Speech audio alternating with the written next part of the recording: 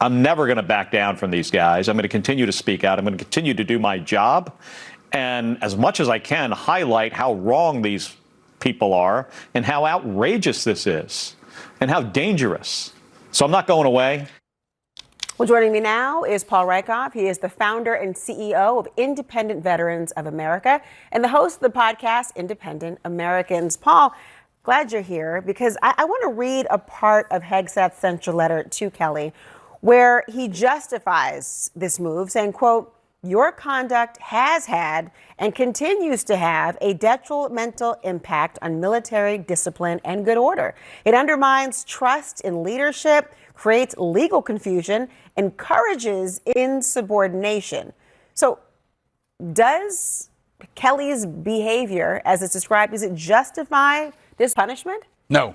This entire charade by Hegseth is ridiculous. It's outrageous. It's the most overtly partisan political thing I can remember a Secretary of Defense doing in my lifetime.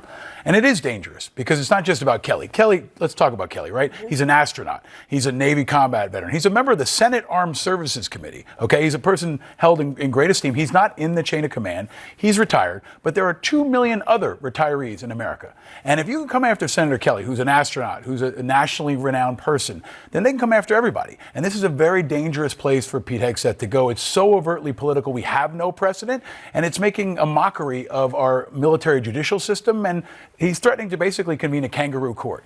And I think it's a very, very bad place for our military, for our democracy, and for our entire country. And our enemies are celebrating. I mean, Putin must love seeing our Secretary of Defense in a political war with a political enemy who's in the Senate on the Armed Services Committee. This has our enemies celebrating. Because then what's the message if I say you should not follow illegal orders, which kind of they're already told not to do. They know that. Right. And I'm punished for saying that. Then what are you implying about following illegal orders? But the chilling effect is a strong one. But you mentioned military law.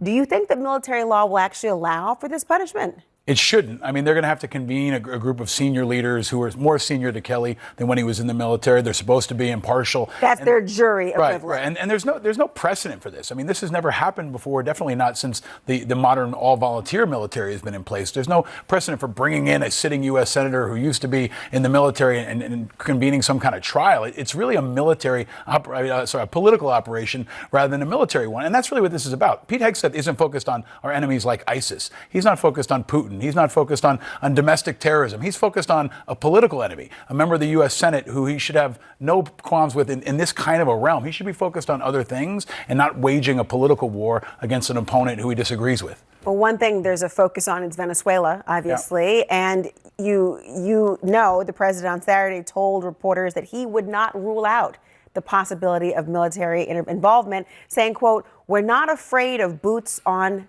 the ground." Now, you, of course, served in Iraq. You run a veterans advocacy organization as well.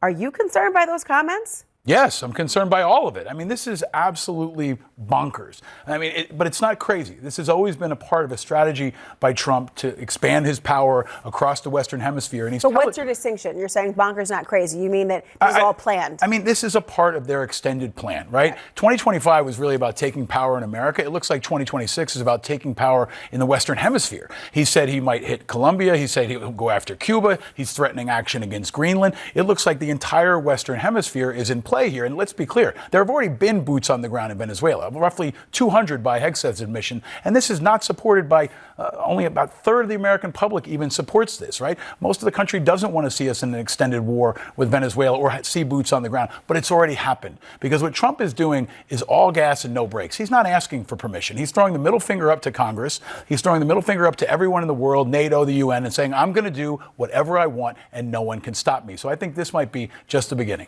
I worry about the strain on the military and what happens in other locations where they might be even more needed. Paul Rieckhoff, thank you. Thank you. Up next.